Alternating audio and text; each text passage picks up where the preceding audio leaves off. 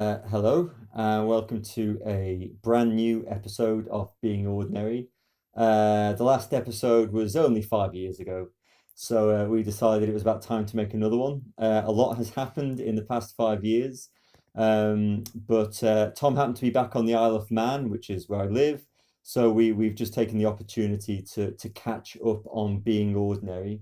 Um, Tom, what have you been doing for the last 5 years?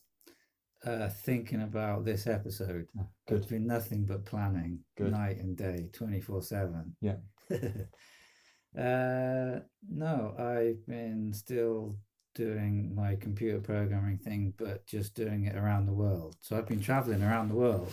Around this world. Yeah, this one here. Yeah. I've been to 35 countries Oh, in the last 3 years. Yeah, wow. yeah.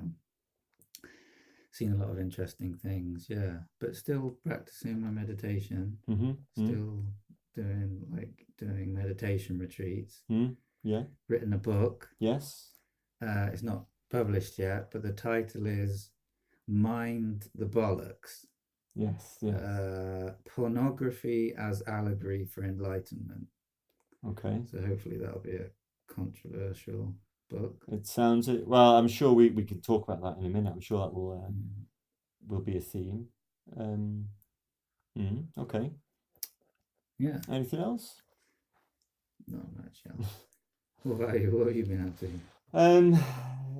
Just family and teaching mindfulness and a new well-being festival on the island called Mindful Man.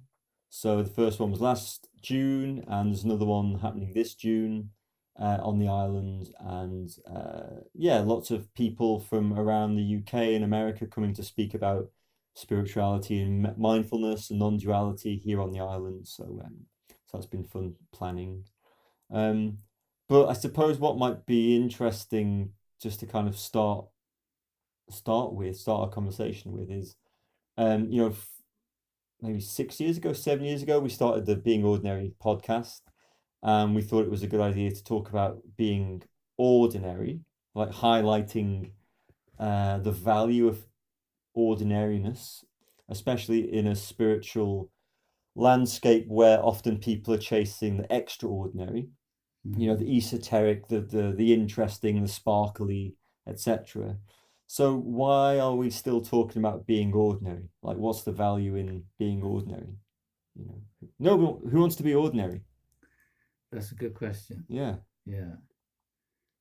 I'd like to be special. I mean, Mm. well, seriously, I mean, I would, there's a part of me that really likes to get lots of attention on the internet. People getting in touch with me on Twitter, or when people say, "Oh, Tom, you do really good work. Oh, Tom, you're really clever." I mean, even today, actually, we went to the beach with your kids, and it's like just to have attention, even off a Yes. 5-year-old, Yes. even for a 5-year-old to think that I'm special is Yeah. Yeah. a It's really nice. nice feeling. Mm. Yeah. And that specialness is often like you feel part of something, don't you? You know, you feel like part of something. You're involved in something. You're part of the process of a moment or a situation. You know, you're not just some isolated Mm, scrap of mm, a fragment that's kind of not part of anything. You mm. feel connected when you receive attention. This is that's Attention brings you to life. Yeah, Like attention brings anything to life, doesn't yeah. it? You know, attention is life. Life is attention. So that's a really good point then, isn't it? That when we say being ordinary, we're not trying to say that you shouldn't that attention isn't good, or to feel Mm. like people can give you praise and Mm. like you can feel like you're special. That's not what we're pointing to, is it? When we talk about being ordinary. No. But, you know, I say sometimes, you know, you cannot be anything but special. Mm, Like you're 1 out of 8 billion. You know, you're the only person out of 8 billion having your unique experience, whatever you're doing. mm, And in fact, you're the only one out of all the people that have ever been born mm, to be having your mm, unique individual experience right now. mm, So that's special, mm, you know. So we are special. You are special by the mere fact that you exist. You cannot like discard your own specialness, Yeah. you know. Mm. So we are special, but of course, but it's an ordinary specialness that we miss. Right. Maybe that's it. Like we miss the wood for the trees, we think Mm. we should be like someone else, and in spirituality, we can chase other people's uh experiences, insights, because ours isn't good enough. Mm. So I'll try and have his or her enlightenment, Mm. which I read about once. So that Mm. must be the true one. Mm. So we kind of we devalue ourselves, Mm. unfortunately. Mm. And our whole culture supports that, I think. Mm. You're only special if you buy this car, or you're only special if Mm. you get to be president of the United States, or you're only special if it's Mm. we fail to recognize our own Mm. innate specialness, Mm. which is extremely ordinary. Mm. Mm,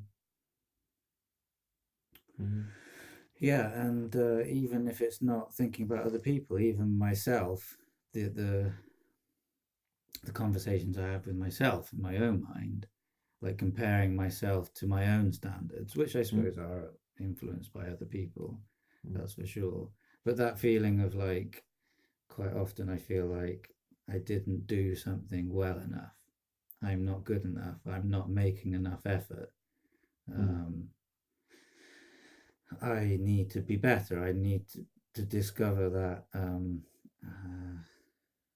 it's not enough for me to be a sleepy, mm, grumpy, indecisive person. That's the mm. kind of dialogue that I quite often experience going on in my head.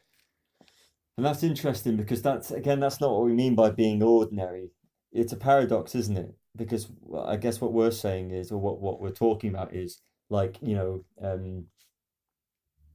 if we're just, if it's special to be ordinary, then why not be the grumpy, selfish person that you are? Because still, that is 1 out of 8 billion. Like, that is Yeah, special, yeah, but there's an unconsciousness to that way of living. And maybe I don't know if that's what you're kind of saying, is that you're aware that there's more to you, or you have more about you than just to live in that kind of groove of being a grumpy person. well, it's that odd. It's that extremely difficult balance to get, whereby if I trust more in myself, then that special side arises naturally. Mm, Somewhat ironically or paradoxically, it's when I feel guilty. mm, It's when I don't trust myself, mm, when I suppress my natural instincts, that I tend to find myself being more selfish, mm, experiencing more shame, mm. getting stuck in situations. But Yes. but when I can allow myself, I suppose it's just to not judge really Mm, what's going on, and just to mm. trust what that my experience is enough. Yes, that's it. I mean, that's it. Your experience is enough.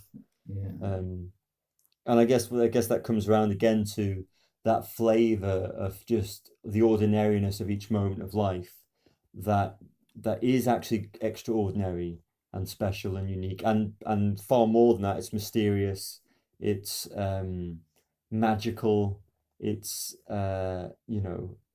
it's just mind-blowing. Like, each moment that it even exists is mind-blowing. And to kind of trust that, without having to know what it is, or that you should know what it is, or that's something I've come to see for myself over the last decade or so, is um, yeah, just to rest in a kind of not knowing, and not having to know, whether that's knowing the mystery of life, you know. Um, and what I found is, like, as much as you think, like, you'll have an insight or a flavor that will it just makes so much sense, and it's like part of reality reveals itself to you, and you're like, oh, of course, of course. but it doesn't stay fixed on that taste or angle. It will change, it will evolve, it will, from 10 years ago, having an experience where I thought, that's it, full stop, done, wow. Over the last 10 years, it's revealed so much more that I could not have conceived of, having initially thought it was all over, you know. Like there's far more to it. So the mind just can't keep up with that, like it's always going to be outpaced by reality unfolding. Like you never really get to say, well, here it is, I've written a book about it, it's all there. Because as soon as you write it down, you've missed the freshness. You've tried to record part of it. That's why, you mentioned your book. Maybe we'll talk about that now. I've been trying to write something like a book, as I was saying, for a while now. Maybe even 10 years. And I think one of the reasons I've been writing a lot, but one of the reasons I haven't kind of got this book out is because there's a pointlessness to it, that as soon as I start to write something down, I think, well, I'm trying to kind of draw a line in flowing water, Yeah. and I have far more fun talking about it because you're in the freshness then, you're in real time when you talk and express. But trying to kind of record, this is presently how I experience or view reality. I mean, the second you write it down, you may as well just throw it in the fire, because this is so fresh so there can only be like a surrender, like a kind of not knowing, like, well, it's enough not to know, and that knowing is like the trust. You don't have to know it, but you trust it. You trust that you are enough and each moment is enough.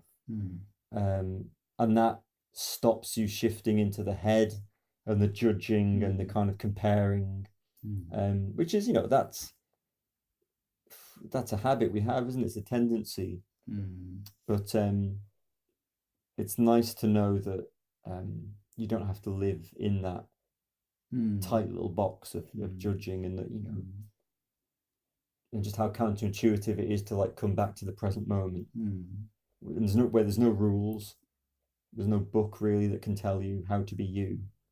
It's bizarre, isn't it, that there's no book to tell you how to be you, and yet that's all that's required, is to just kind of stop and rest in your own ordinary beingness, which is the most mind-blowing event. And yet we spend most of our times, even in spirituality, trying to have somebody else's experience. So how does that relate to your book and the themes you're talking about? Well, I mean, the first thing that makes me think when you talk about that is jazz improvisation. Good. Okay. Because that thing, I might have mentioned it before. I'm sure I've mentioned it before to you, that because I studied a lot of psychotherapy. And I think there's a lot of value in psychotherapy. As there is in jazz. As there is in jazz.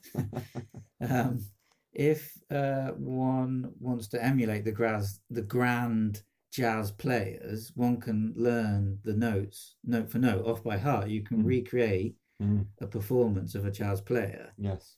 But that's not the same as being in the moment and creating that afresh. Yes. That's what we love about the great jazz players, is how they respond in a live situation, how they respond to the crowd, how they're constantly finding new ways of interpreting the same motif. Yes. A jazz musician is somebody who has a living practice. Yes. And I often thought that a psychotherapy was more like a cover band, in the sense of we're all cover bands. Yeah, we're all trying to, like, we've heard a great song, and you can, and that's fine, and there is something incredibly satisfying. I mean, I love playing covers because it's a way of getting to know a piece of music in a more intimate way. Like I love, like recently, Joni Mitchell's "A Case of You." I really loved that piece of music, and being able to play that, to sing those melodies is there's something really intimate and wonderful about that. But it's not in terms of being a musician, being a creator, into I will get bored of that at some point. Yeah. That I can't live off that one cover for the rest of my life. And so I think so. Psychotherapy is a bit like that. Psychotherapy has this pre-existing search image of what happiness, what Mm. peace, Mm. what health looks like, and it's constantly trying to fit clients into that search image. So so this pithy thing, I tweeted it once. It managed before Twitter extended the character limit to 280. I managed to fit this into 140 characters. Um, Psychotherapy helps me achieve my dreams. Psychotherapy helps me achieve that which I can imagine. Mm. That's a better way. Whereas spiritual practice, meditation, helps me achieve that which I could not imagine. Mm. So that's what I feel like you were saying there in terms of you have there are experiences within our life that are more defining, more influential than others, and they can kind of be quite magnetic in the sense of a cover song, like it's so attractive, but in the sense of being of having a living practice in terms of constantly engaging, um, it's it's constantly having to break through into something new, into wonder, into surprise, into things that don't fit into any other. Um, Living in improvisation. Writing songs that other people cover. Yeah, yeah, yeah, yeah. How do you Yes. do that? Yeah. It's this thing about, you know, just by being yourself, you're the kind of leading edge of the universe. You are the kind of the leading wave of the universe as it expands. That's your life. You're on that edge because there's nothing in front at this moment. Yeah. Like you are that comet flying through the night sky, and there's nothing ahead of you. Um, but we don't see that, or we don't appreciate that.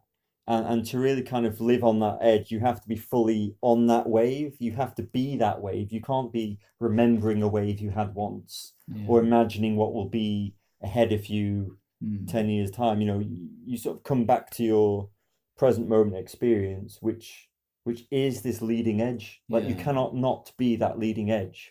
But we chase somebody else's edge, or you chase, a model of what it should look like. Which is all part of the course, isn't it? It's all part of the course. But I guess it's that difference again between, especially with spiritual teachers who say, come this way, I have the answer, and the ones that sort of throw you back upon yourself. They throw you back into your own leading, living edge, and they say, stay there. Yeah. And so, okay, so how does that again kind of relate to the themes in your book? Like the cover band and the jazz improv. Yeah. Yeah. The controversial and somewhat cynical point that I make in the book is that any kind of that we tend to frame, communicate, express spiritual experience in roughly the same way that pornography does. So that in the same way that I have consumed and still occasionally consume pornography as a substitute. I mean, it is a substitute for sex. I consume spiritual media, whether that's in my own mind or reading a book or a teacher or something. It's the same thing. It's a substitute. Like I want that. There's something so easy about watching pornography. It's immediate. It's I don't have to talk to anybody. I don't have to wait. don't need Yeah. any patience. Um, and I think that I've found that in my spiritual practice as well, that I want an easy, like one click relationship with spirituality. Mm. I want those. I just want my spirituality packaged up with, I don't like all with all of its clothes off. I want full access immediately. Um, and of course, I think that's It's like you just want your idea of what it's like to be actualized, you know. yeah, So so you can Google whatever you want to Google yeah, and you got it, yeah, basically, yeah, it's yeah, there yeah, somewhere. yeah, yeah. That's the same thing, well, isn't that the same thing as, we don't want to put our own ideas down. We don't want to deconstruct. Mm, That's too much work. mm, So we just want to, of course, find what we want to find. We would just want to find our own idea of what it all is, which is there's no mm, work in that, mm, and mm, but it just doesn't work. mm, It doesn't work, and you know, and yeah, trying to chase somebody else's spiritual experience or the perfect kind of sexual gratification online. mm, It's not the real thing. It's not the real thing, and you'll be disappointed. It will mm. disappoint Yeah, because it's not. yeah. Um, it's not based on what's real. It's based. It's kind of what's the word? Created for you. Mm-hmm. You know. Yeah, airbrushed, Yeah. It's fake silicon, yeah. Yeah. actors just. Talking about the Zen masters. Yeah, But that's it. It's exactly. it's Yeah, just appetite, isn't it? yeah, Which is just back to craving. yeah. Craving, whether it's pornography or a spiritual experience. There's that. It's the same craving. It's craving.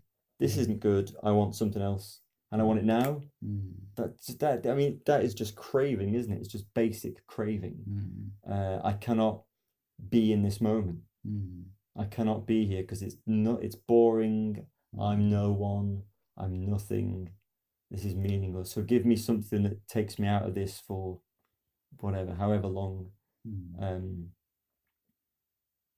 yeah, yeah. That's human nature, isn't it? And mm, now we have kind of the technology to kind of give us what we type in, mm, whether it's how do I get enlightened, mm, or whatever kind of um, gratification you want to see here or whatever.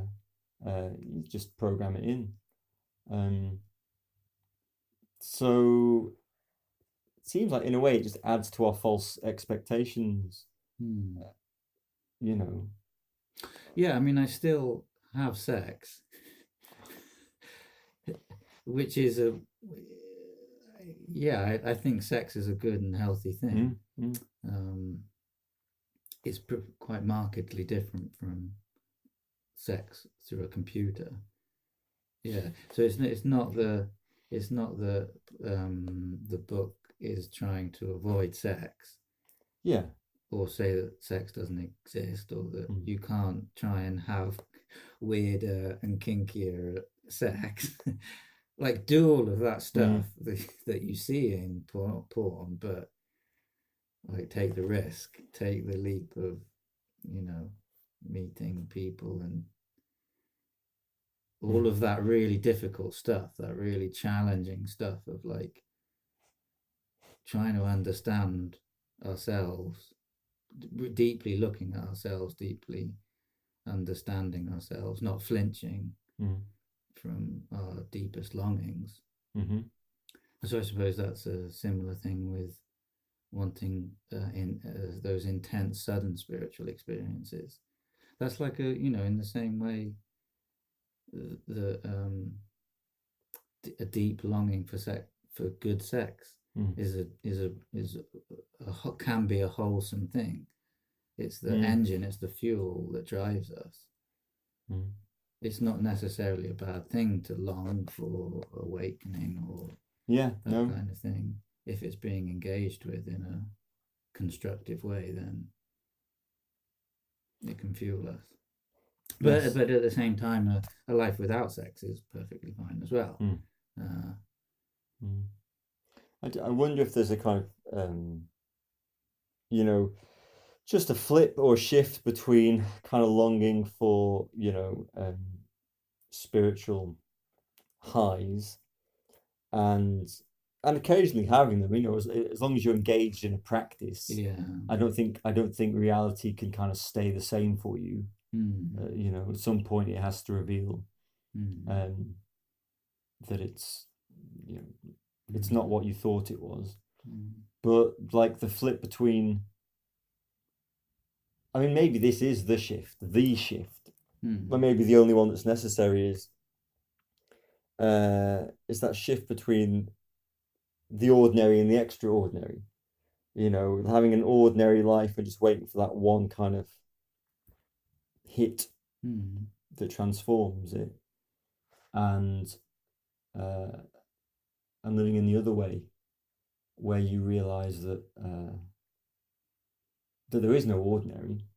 Every moment is the hit, and within that, there's peaks and troughs of varying kinds. Like I think that's the only. Well, for me anyway, that's the kind of that's the experience. That is the spiritual experience, mm, is to realize that this is not ordinary. This is mm, not boring. We are not waiting for something. mm, We are co-emergent with the universe, exploding and crumbling in every single moment. Like mm, that's all there is. mm, Like there's mm, and then within that there can be boredom, or there can be kind of peaks and troughs, but it's all flavors of that same magic. mm, It's all flavors of that same extraordinary experience that is so extraordinary it can appear as boredom. mm, It can appear as longing. mm, Then it's like in its proper context. mm, You know, then it's like, because there's at least there's the paradox to it.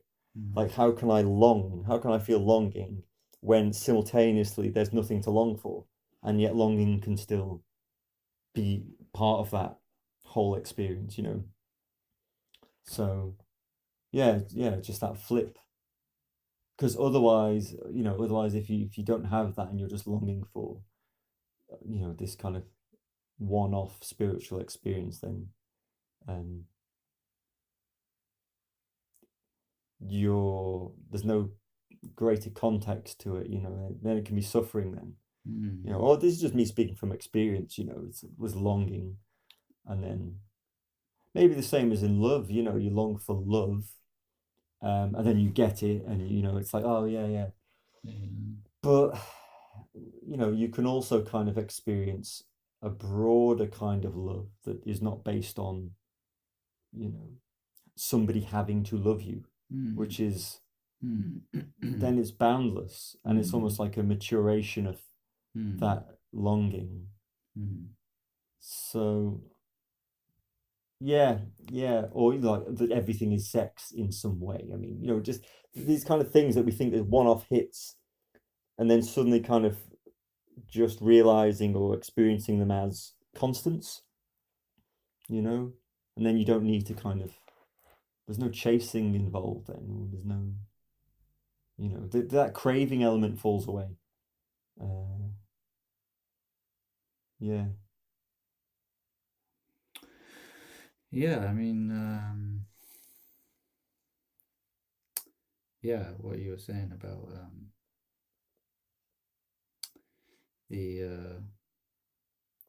the the deeper longings are and not being uh, and it's extraordinary that we can experience boredom. I mean, the Mm, fact that the world is 14 billion years old, uh, the universe is 14 billion years old, and the world is 4 billion years old, and we've evolved through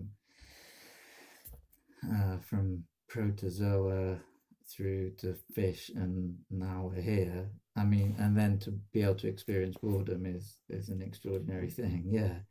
Um, mm, or the Sufi, um, Rumi, perhaps, I suppose, someone, this idea that He has lots of these and metaphors of the lover, Yes. and how this feeling that we can have of longing for Mm.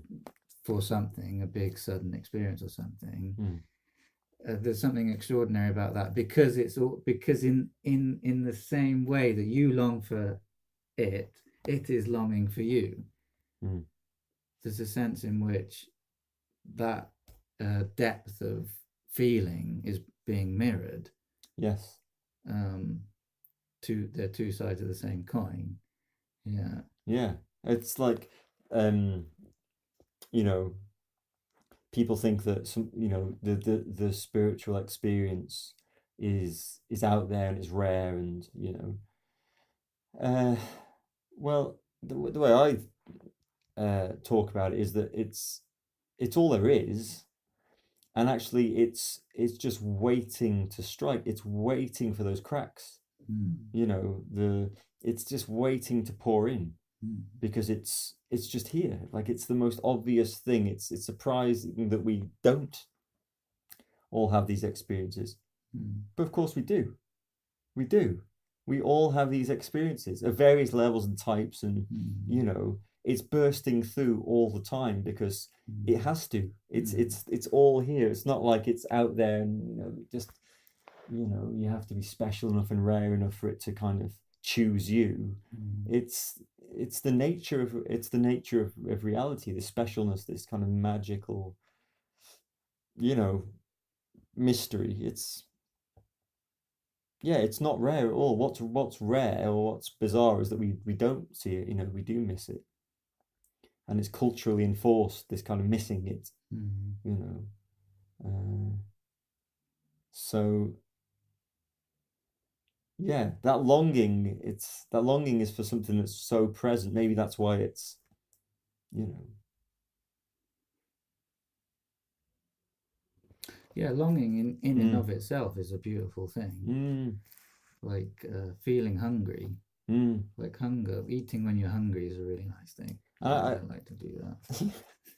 and also, like, even if you've had a kind of shift or experience or awakening or whatever, that longing can still appear, but it's just got a totally different flavor to it. It's like it's Mm. allowed. I mean, yeah, basically, maybe that's what I'm just trying to say, is that afterwards, all the stuff that felt uh, wrong and lonely and desperate, Mm. if it arises again, it's all part of it. Mm.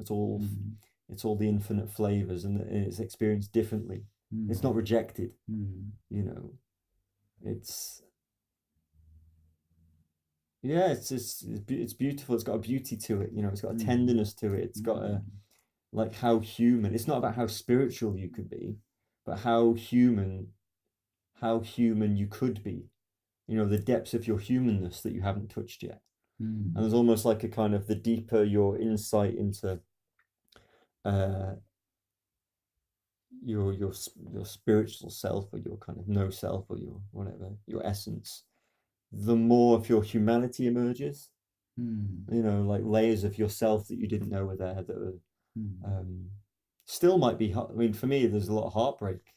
Just kind of, that's Mm. just in living and being alive, and it's very, um, it is heartbreaking. I mean, it's beautiful, and it's not heartbreaking in a kind of desperate, meaningless way. Mm. Once upon a time, it was. It's so tender and so kind of Mm. broken, Mm. and you know.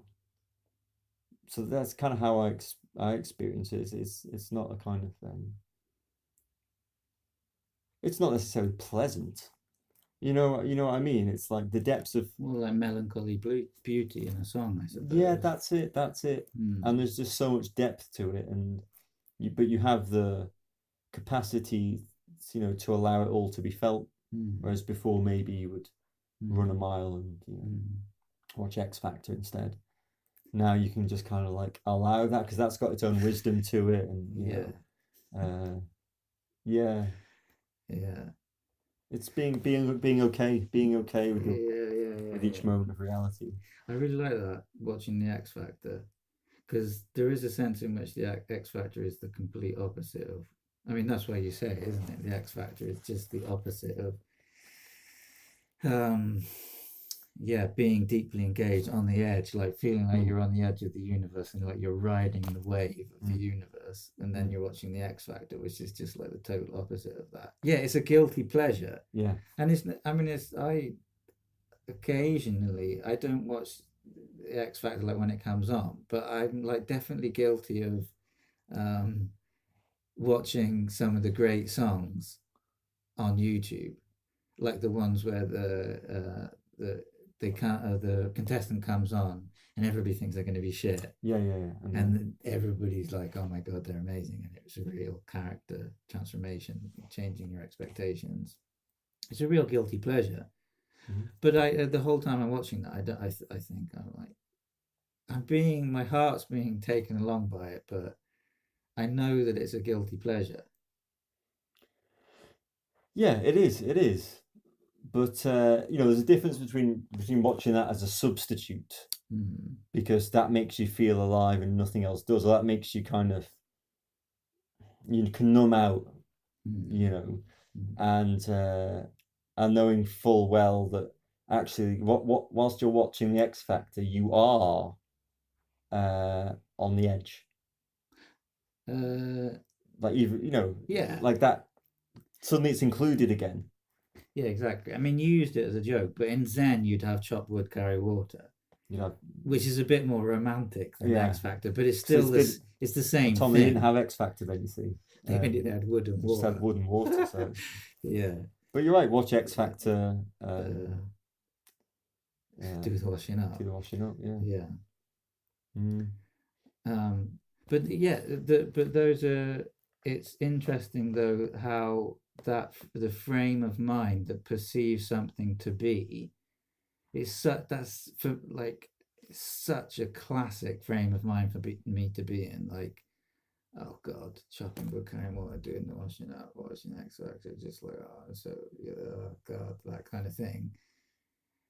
And like the idea that that's somehow further away from it, right? Whatever it is. Mm. But that's yeah, yeah. Oh, well, it's great to do another episode. It's great to get the old gang back together. It is. And I guess in another 5 years, Next episode, yeah. We'll start planning now. start planning, Yeah, and yeah, we'll see if things are still ordinary, yeah, hopefully. or we might just post an episode of X Factor instead. Yeah. Yeah, they speak for us. They speak for us. Yeah. Yeah. Thanks for watching. Hope it's useful. Hope it's interesting. And thank you. Bye-bye.